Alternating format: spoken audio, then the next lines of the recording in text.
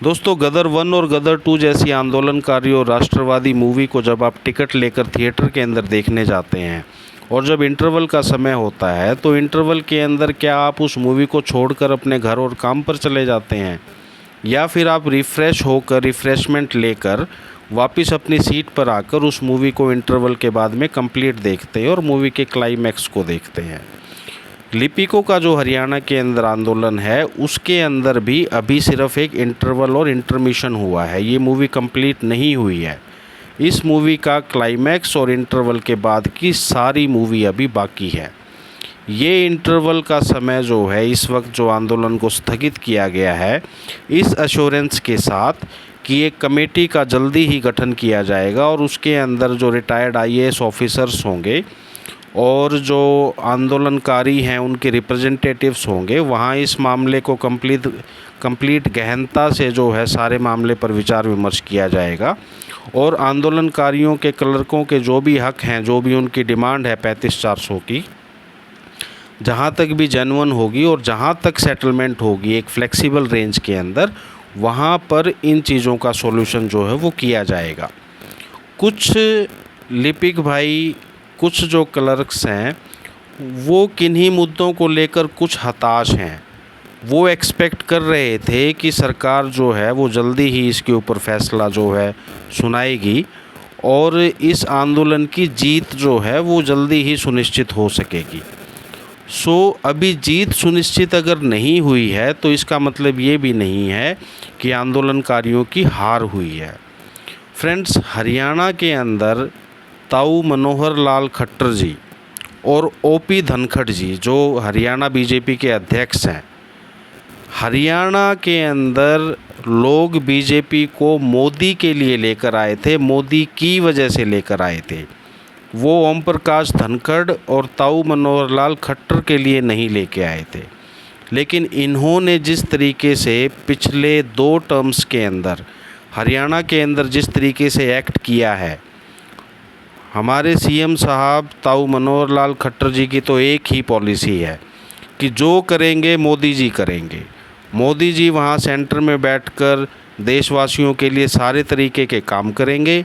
इन्होंने हरियाणा के अंदर ना तो जनता की आवाज़ सुननी, इन्होंने जो इनका अपना अहंकार है, जिस तरीके का इनका बर्ताव है, जिस तरीके से ये लोगों की जो डिमांड्स हैं वहाँ उनके ऊपर जो एक्ट करते हैं, जो कमेंट्स देते हैं, जिस तरीके से ये हरियाणा की जनता को ट्रीट करते हैं, तो ताऊ मनोहर लाल खट्टर जी जो हैं वो अपने आप को हरियाणा का राजा समझ रहे हैं और उस राजा के जो मेन अधिकारियों में से एक शामिल हैं वो हैं श्री ओपी धनखड़ जी। ओपी धनखड़ जी की अगर आप हिस्ट्री अगर देखते हैं तो हरियाणा में चरखी दादरी से उन्होंने चुनाव लड़ा था। आज भी आपको इलेक्शन कमीशन की वेबसाइट के ऊपर पता लग जाएगा कि उनके कितने वोट हरियाणा में चरखी दादरी से आए थे। वो कुछ सैकड़ों में ही वोट जो है हरियाणा में चरखी दादरी से ले पाए थे। उसके बाद 2014 के अंदर मोदी की लहर आई और उस लहर के अंदर वो बादली हलके से जीते। बादली हलके से जीतने के बाद भी वहाँ के लोगों से उनका व्यवहार अगर आप जानोगे तो आप सरप्राइज हो जाओगे कि एक आदमी पावर के अंदर आते ही कितना अहंकारी हो जाता है और लोगों की बातों को कितना अनसुना कर देता है।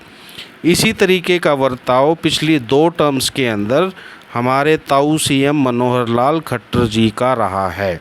चाहे वो सीईटी कैंडिडेट से रिलेटेड प्रॉब्लम को आप देख लो, चाहे वो क्लर्क से रिलेटेड पहले जो अभी सिलेक्शन अपॉइंटमेंट हुई थी एडवर्टाइज नंबर 5 ऑफ 2019 की, वहाँ देख लो, चाहे वो ऑर्फन कैंडिडेट से रिलेटेड जो इंस्पेक्टर्स की भर्ती हुई थी वहाँ देख लो, चाहे आप इसको अभी जो आंदोलनकारी क्लर्कों की जो डिमांड्स हैं वहाँ आप देख लो। इन्होंने जो अपनी सोच समझ के अंदर इन्होंने जो डिसाइड कर दिया, बस वही इन्होंने फाइनल कर दिया।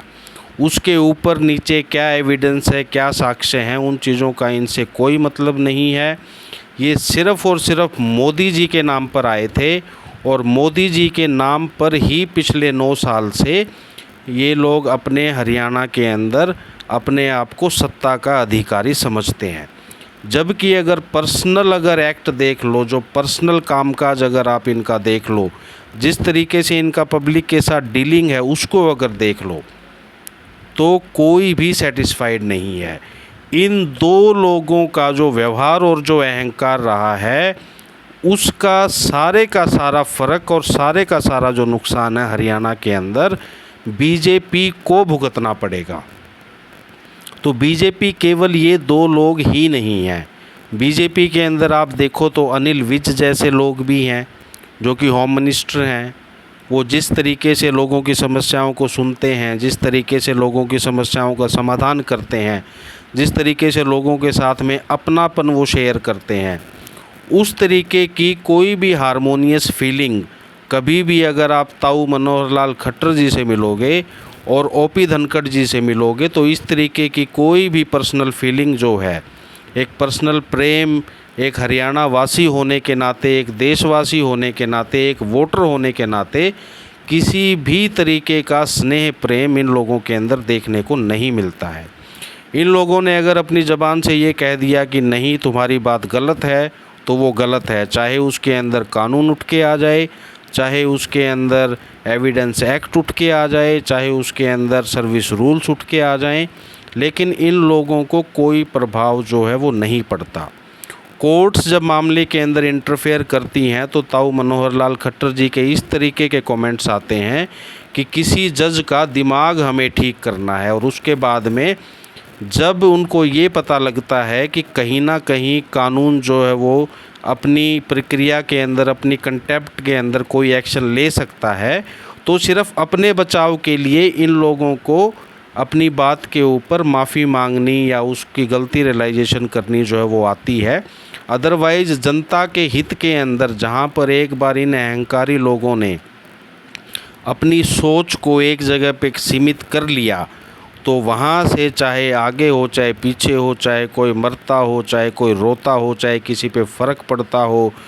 इन लोगों को कोई भी फ़र्क नहीं पड़ता। और ये अहंकारी लोग सिर्फ दूसरे को सबक सिखाने के उद्देश्य से इन दोनों लोगों ने हरियाणा के अंदर बीजेपी का इतना नुकसान किया है कि जो सालों साल बीजेपी वेट कर रही थी हरियाणा के अंदर अपनी पकड़ बनाने की, अगर कोई अच्छा चीफ मिनिस्टर होता, अगर कोई ऐसा चीफ मिनिस्टर होता जो जनता के साथ directly heart to heart communication करता,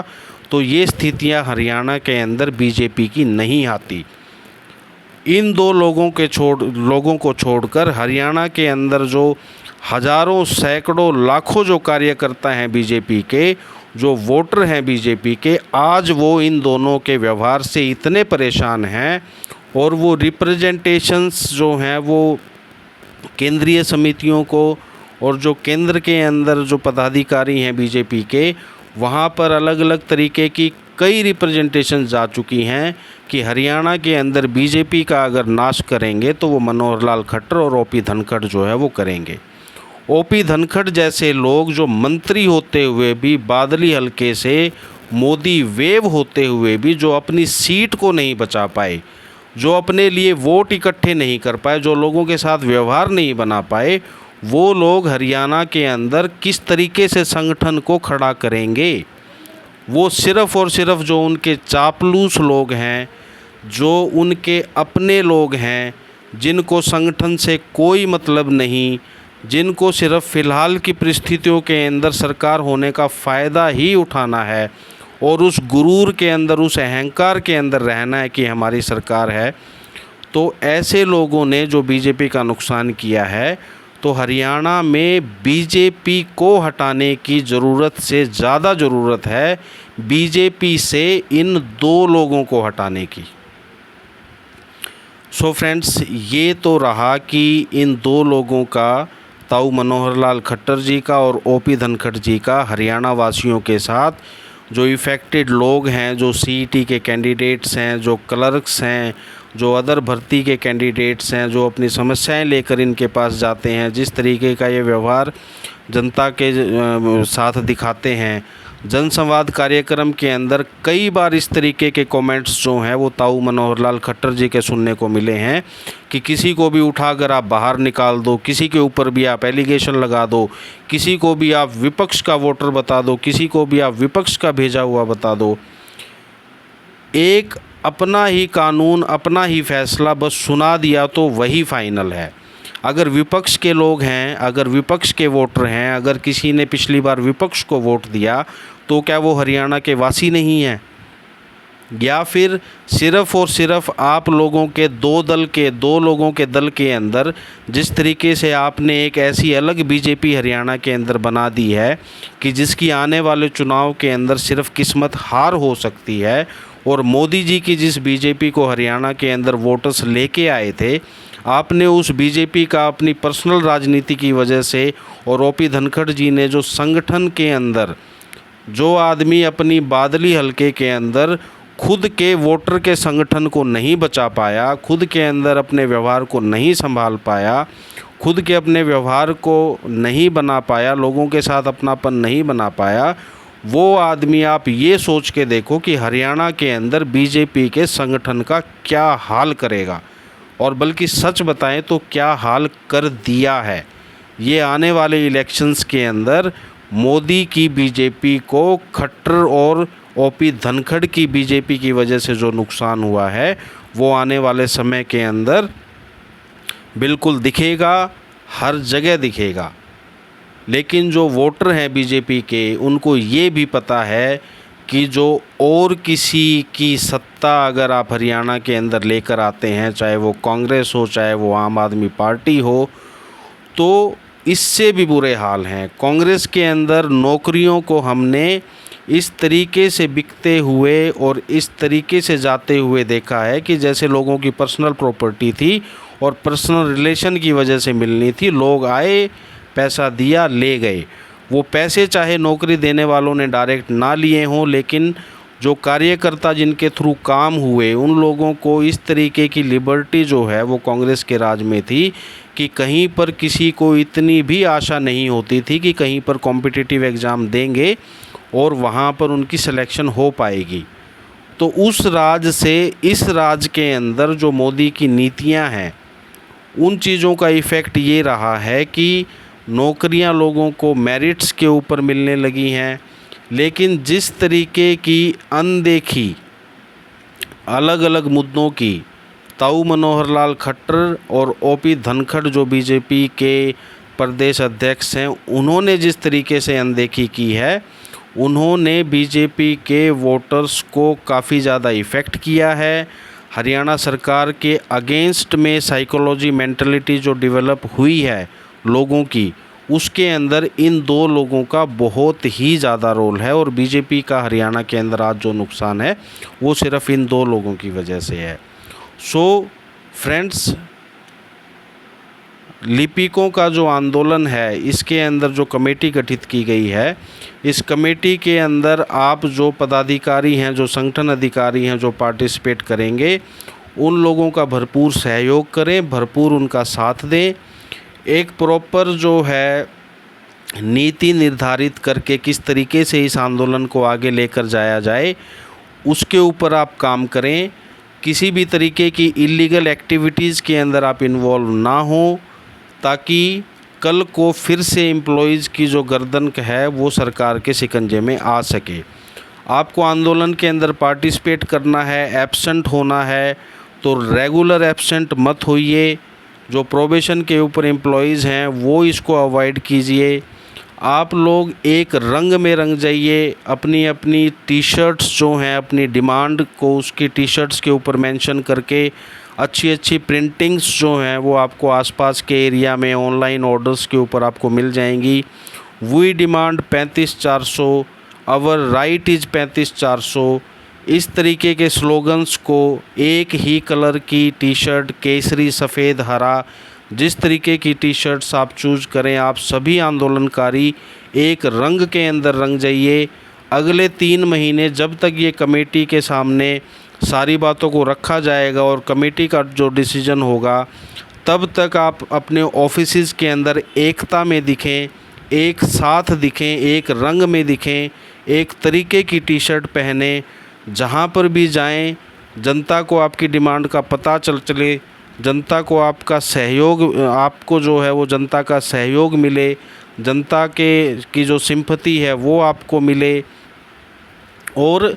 आंदोलन का जो आपका धरना स्थल है, उन धरना स्थल को आप बंद मत कीजिए। सारे के सारे कर्मचारी, सारे के सारे क्लर्क एक ही रंग में रंग कर अगले आने वाले 5, 7, 10 दिन के अंदर अपनी अपनी टी शर्ट्स जो हैं, our demand is 35,400, our right is 35,400, हमें 35,400 का हक दो, हमारे कार्य की समीक्षा करो, हमारी मांगें पूरी करो। हम एक शांतिपूर्वक आंदोलन के अंदर शामिल हैं, हम इस आंदोलन को शांतिपूर्वक रखेंगे। हम ऑफिस में रहते हुए भी आंदोलन के अंदर पार्टिसिपेट करेंगे। हम ऑफिस के अंदर इन टी शर्ट्स को पहनकर बैठेंगे। हम आंदोलन के अंदर सुबह 1 घंटा सारे इकट्ठे होंगे, लंच के टाइम में 1 घंटा इकट्ठा होंगे, शाम के टाइम के अंदर ऑफिस के बाद घर जाने से पहले 1 घंटा इकट्ठा होंगे। हम सोशल मीडिया के ऊपर हमारे आंदोलन को एक नया रूप देंगे, लोगों की जो पार्टिसिपेशन है उसे एनकरेज करेंगे, लोगों के अंदर इस बात को चर्चा का विषय बनाएंगे कि आंदोलन के अंदर इतने समय से शांतिपूर्वक तरीके से अपनी डिमांड्स को सामने रखते हुए भी जिस तरीके से सरकार रिएक्ट करेगी 2 महीने 3 महीने के बाद, वो सारी चीज़ें जनता के सामने स्पष्ट होनी चाहिए। कहीं ना कहीं एक मीडिएशन का वे जो है वो निकलना चाहिए, एक बैलेंस्ड वे के अंदर सारी चीज़ें डील होनी चाहिए। एक फ्लेक्सिबिलिटी जो आंदोलनकारी हैं, डिमांड्स हैं जिनकी, उसके अंदर भी एक फ्लेक्सिबिलिटी होनी चाहिए। और सरकार जहां पर इन चीज़ों को, डिमांड्स को मान सके, सरकार की तरफ से भी ये फ्लेक्सिबिलिटी जो है वो होनी चाहिए। अगर एब्सेंट होते हैं, कहीं पर स्ट्रेंथ बढ़ानी है, एम्प्लॉयज़ की ज़रूरत है, तो ऑफिसेज़ के अंदर सारे एम्प्लॉयज़ को एक साथ एब्सेंट मत करवाइए। उस ऑफ़िस के अंदर आधे लोगों को या 1/3 लोगों को एक साथ में एब्सेंट करवाइए। लगातार किसी की 2 दिन या 3 दिन से ज़्यादा एब्सेंट मत करवाइए। एब्सेंट होने से पहले अपनी लीव की एप्लीकेशन आप दे सकते हैं। इस तरीके से अगर आप आंदोलन को आगे बढ़ाएंगे तो इस आंदोलन का शांतिपूर्वक चलते चलते जो सब जगह पर जो प्रभाव पड़ेगा, वो प्रभाव अत्यंत ही गंभीर होगा और सरकार को आप लोगों की डिमांड्स के ऊपर एक गहनता से विचार करना पड़ेगा और अपनेपन के साथ आप लोगों को साथ लेकर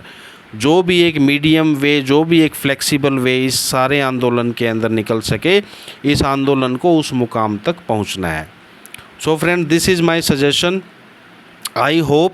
that all of you will spread this video among the clerks के साथ आप इस वीडियो को जो है वो शेयर कीजिए ताकि उन्हें ये महसूस हो, ये एहसास हो कि उनके आंदोलन का सिर्फ ये एक ब्रेक है, यहाँ पर उनको रिफ़्रेश होना है, नई नीति के साथ, शांति के साथ, संयम के साथ, धैर्य के साथ और इस उम्मीद के साथ कि वो अपने आंदोलन के अंदर, अपनी डिमांड्स के अंदर ज़रूर विजय होंगे। एक दूसरे का साथ, एक दूसरे के ऊपर विश्वास बनाए रखना है और इस तरीके से आप शांतिपूर्वक अपने इस आंदोलन को आगे बढ़ाएं। So friends, that's all for today. I will meet you again. जिस तरीके से भी मेरी तरफ से जो भी आपके लिए गाइडेंस रहेगी, जो भी ऐसी बातें रहेंगी कि जो भी आपके आंदोलन को दिशाहीन ना होने दे, उस तरीके की बातें, उस तरीके की गाइडेंस आपको मेरी तरफ से जो है वो मिलती रहेंगी। आप इस चैनल को सब्सक्राइब कर लें। सारी जिम्मेवारी आप अपने पदाधिकारियों पर विश्वास करें। एक लॉयर होने के नाते मैं आपको इतना गाइड कर सकता हूँ कि लीगल प्रोविजंस की, रूल्स की कम से कम वायलेशन करें। जितनी आप कम से कम वायलेशन करेंगे, सरकार को आपके खिलाफ़ एक्शन लेने में उतनी ही परेशानी होगी। और जब सरकार को कंटिन्यूसली ये पता लगेगा कि 2, 3, 4, 5, 6 महीने आप कंटिन्यूसली शांतिपूर्वक आप अपनी डिमांड्स के लिए प्रोटेस्ट कर रहे हैं, तो ये सरकार कहीं ना कहीं जागेगी। ताऊ मनोहर लाल खट्टर जी की आँख जो है वो इलेक्शन के बाद तो शायद पॉसिबल है कि खुल ही खुल जाएं। लेकिन आप लोग वो हैं जो ताऊ मनोहर लाल खट्टर जी की आँख, ओपी धनखड़ जैसे लोगों की आँख आप इलेक्शन से पहले भी खोल सकते हैं। इन दो लोगों के कर्मों की सज़ा पूरी बीजेपी को ना मिले, इसलिए ज़रूरी है कि बीजेपी का संगठन जो है हरियाणा का वो भी जागे, वो इन सारी चीज़ों को देखे, किस तरीके के अंदर अलग अलग जो इफ़ेक्टेड लोग हैं उनके मुद्दों की किस तरीके से न्यूज़पेपर के अंदर, सोशल मीडिया के अंदर कवरेज हुई है। बीजेपी के जो अपने लोग हैं, जो इफ़ेक्टिव लोग हैं, जो इस तरीके से संगठन के अंदर जो कमियां हैं और जो इनके एटीट्यूड के अंदर जिस तरीके का घमंड है ताऊ मनोहर लाल खट्टर जी के और ओपी धनखड़ जी के, इन चीज़ों को उनकी नॉलेज में लाए ताकि समय पर इनकी जाग खुले, बीजेपी जो है वो हरियाणा के अंदर नुकसान से बचे और देश को नुकसान से बचाया जा सके। So friends, that's all for today. We will meet you again. Till then, take care and have a nice time all of you.